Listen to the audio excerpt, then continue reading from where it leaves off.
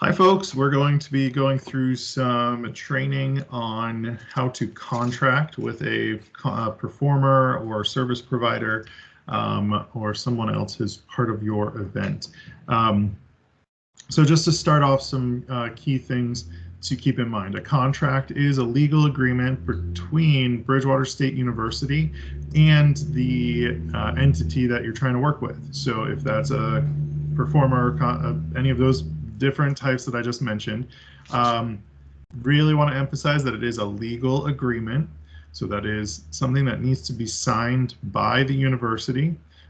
So no student organization leaders should be signing anything on behalf of the university. So if your signature is on something, please remember that's you who is agreeing to that contract.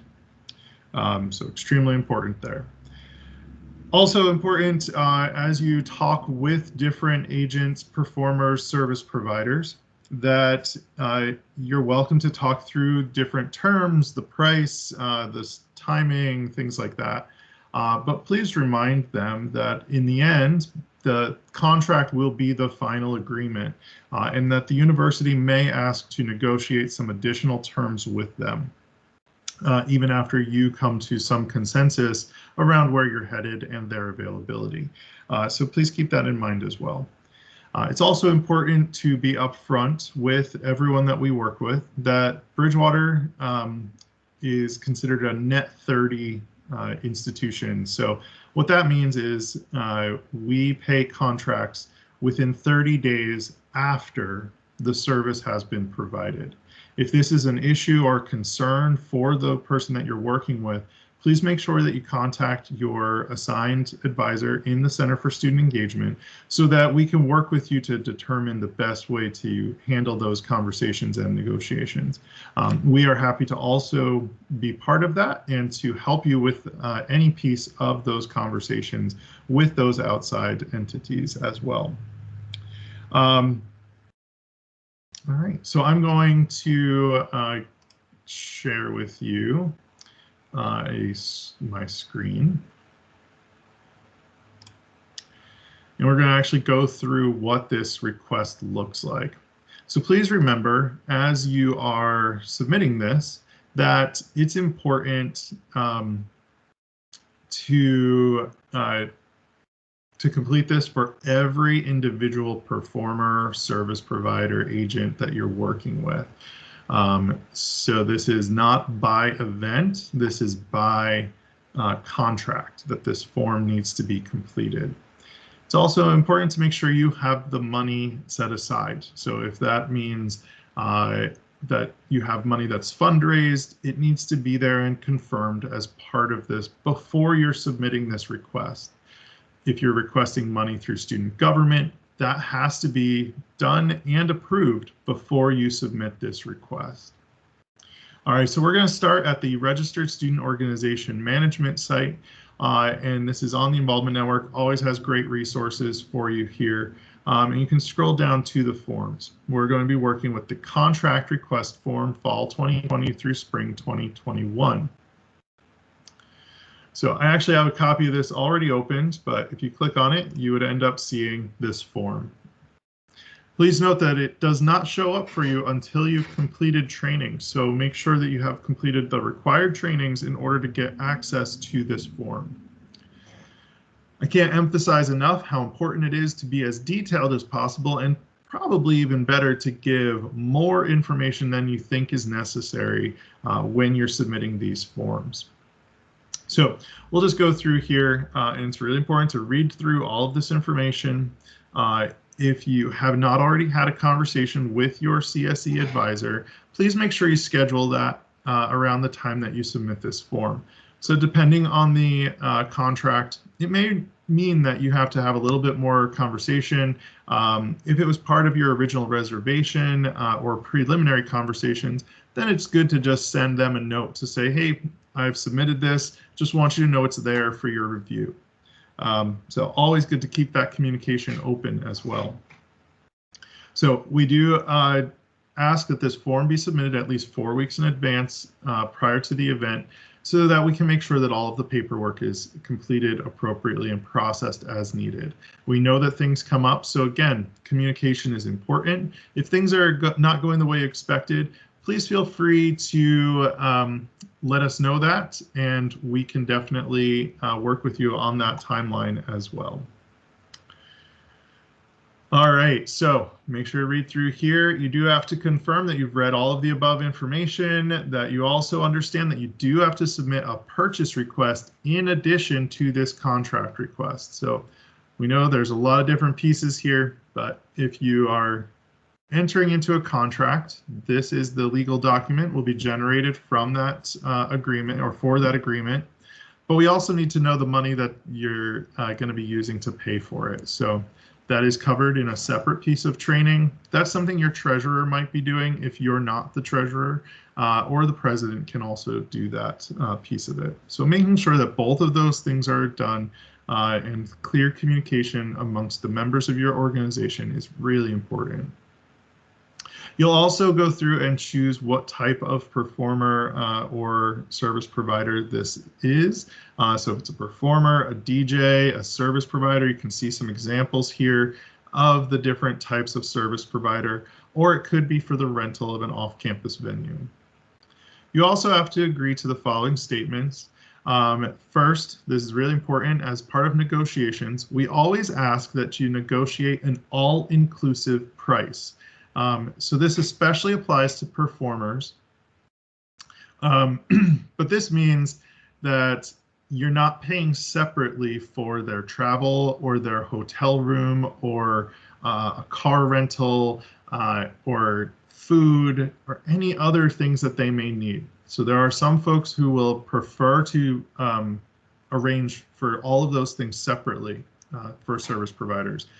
Our preference in the easiest way for us to make sure that they get their compensation correctly is to negotiate an all-inclusive price. So that means the price they give you means their performance or whatever service they're providing, as well as all of those other things. The one piece that can often be sometimes is included or sometimes not is things like sound systems and lighting. Those, and we'll talk about those a little bit in a moment as well. Those are understandable for those to be separate. Depends on the type of person you're working with, though. If it's a DJ, those might be included. If it's not, then that's a different conversation. So again, remembering this is only for one service or one performer or one venue. So if you have a comedian that's coming to campus, that is one performer. But if you also had a DJ for your event, that's could be considered a performer or service, and those would be separate contracts. They would not all come together. So you do have to fill this form out multiple times if you have multiple different contracts that need to be connected to your event.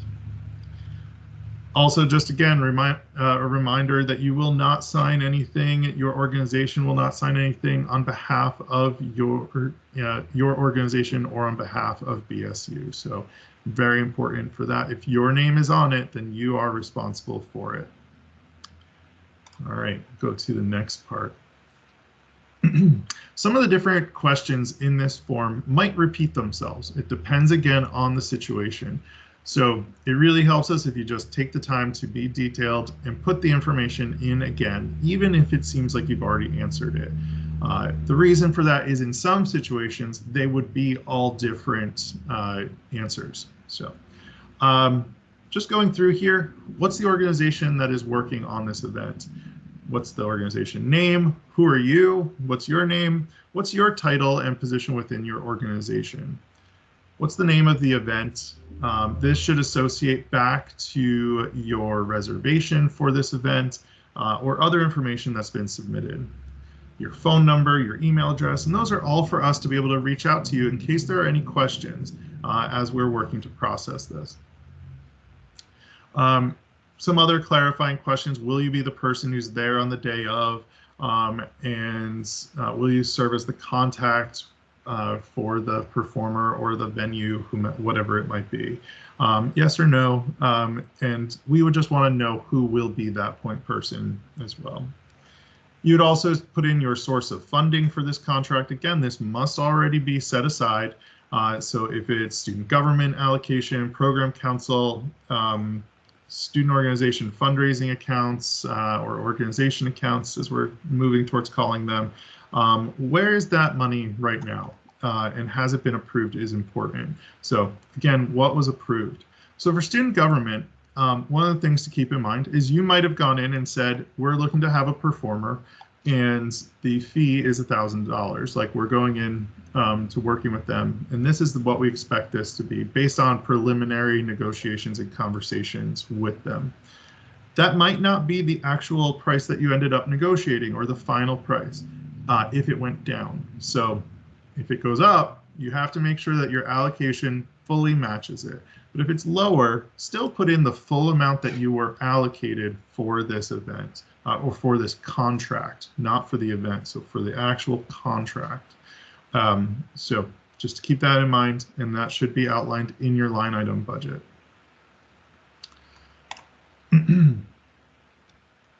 Next, we go into the event information, date and time. What are they doing? So, I'm using something here as the example is a comedian. So a 2-hour performance.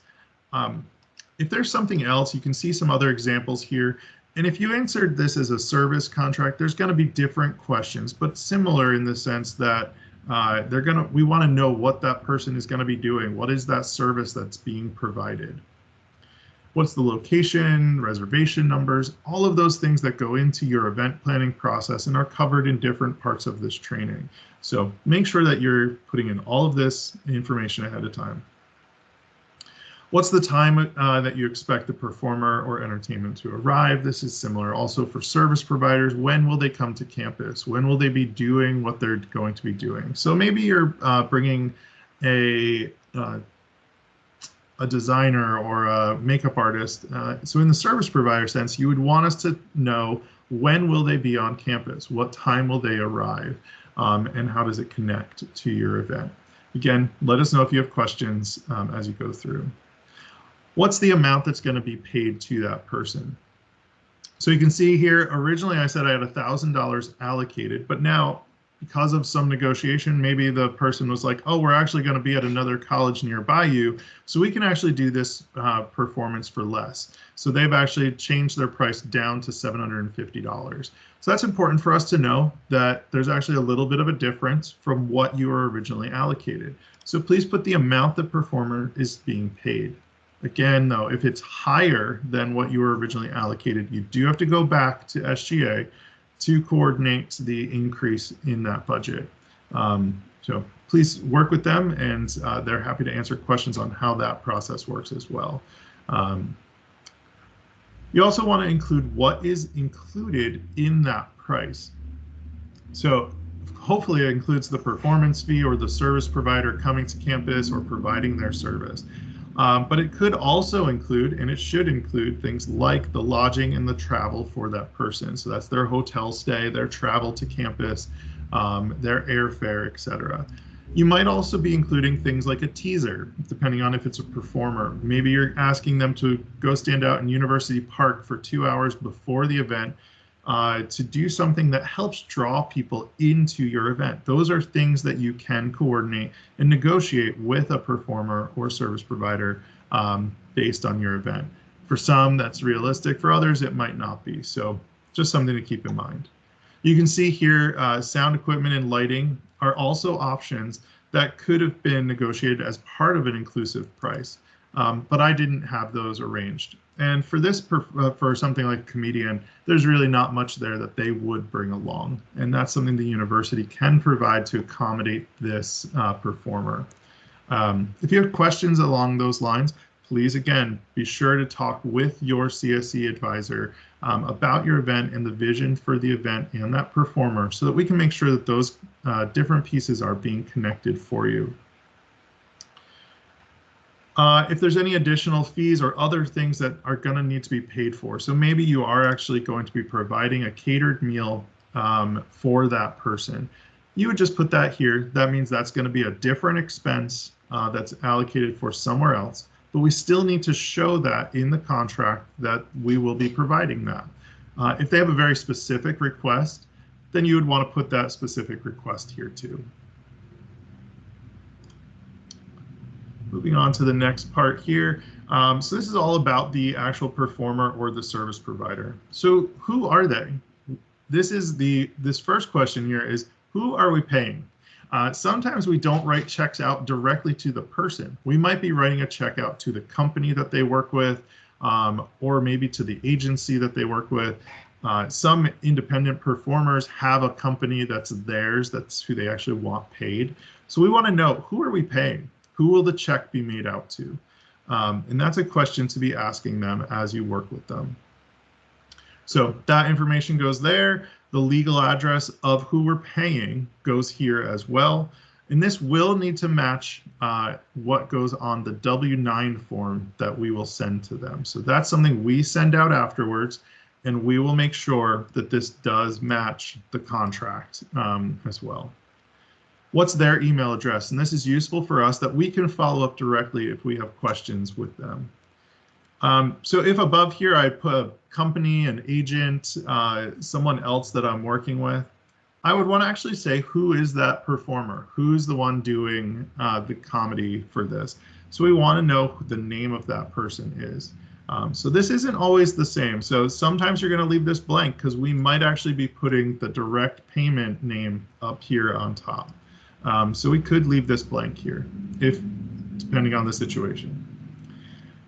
If there is anything else that you're contracting them for, so in this case, they're going to do a video teaser that we can use for promotion ahead of time, but also just so you know that the performer does use a blowtorch as part of their performance. So we do want to know if there's any dangerous aspects of what they're doing. That's really important as well.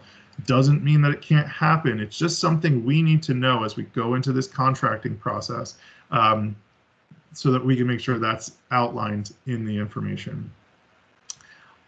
If you're going to put something like that in, please make sure that our office is aware ahead of time, though, because that can change some of the setup needs. And also, there are some things that there are limits to, so we can't accommodate all risky activities. You can also upload a rider. A rider is a piece of a contract that a performer might offer to you. So a rider often outlines their hospitality needs, any specific audio and visual needs that they have. So if you receive something like that, you can upload that here. And we would also want you to submit that with the event detail sheet. So or the event detail request, which is also covered in another part of training. So again, these are just pieces of the setup now for this performer to succeed. We need to know that detail and that information. Again, ask us questions. We don't get this from everybody, but we are happy to take this information. It can be very useful as we move forward. If you are working with a service provider, we do ask for a preliminary invoice or quote for that service. This should be the maximum amount of money that would be paid to them. So this includes for off-campus venues as well, and it could be a rental agreement. This should be on an official letterhead or invoice. This should not be something like a screenshot of a text message. It should be something that was emailed to you as a document that can be uploaded. If you're having challenges getting something like that, let us know, but as much as possible, this should be in a document format. If there's other information, other contracts or riders that the performer or the service provider has given you, you can also upload them here. They should not be signed, but they can be a good reference point as we work to process this information. Some additional questions here about if they're selling any merchandise. If so, then you might need to do a little bit a few other steps. Is this person related to any member of your organization? That's important for us to be aware of, as well as we want to make sure that we're always being fair and consistent in the way that we're offering business to outside vendors. So please be sure to share that information and be honest about that information as well. So whether that is a student or a staff member that they're related to. So even if they're not associated with your club, We do want to know that information. And then also, would anybody benefit? So we don't want to have anyone booking a performer and receiving a cut of that money. That's a unethical practice. So please make sure that you're being clear as well. Is there someone who would be benefiting on our campus if we hired them? There are situations where that is okay, but we want to, again, be transparent about that and be clear about that from the beginning. So again, most of the time this is going to be no, but if it's yes, please do let us know. On this page, we're going through now who is the contract manager. So who's the person you're talking to? A lot of times this is the same information. So as I said before, you might get asked questions. That's the same thing. For some performers and for some service providers, you might be working with a specific person, but we're paying a company. So this would be who's responsible. Now, I had used Horace Mann as the name of my performer before. So if I actually was working directly with Horace Mann, I would put this his name in here again. And I could just say that their title is the performer. Again, some of this might be the same information that you've already submitted, but that's okay. Just re-enter it, and that gives us the best information of who to be working with on different questions. Once you've done that, we just want you to confirm about travel and lodging. Were there any lodging costs, etc.? Did you arrange for that all-inclusive travel and lodging price? If not, what is the situation? What are the plans for that? And please be as detailed as possible. If we are arranging any travel or food outside of the payment, please do share that. And I actually had a catered meal, and that's because the time the performer will be on campus.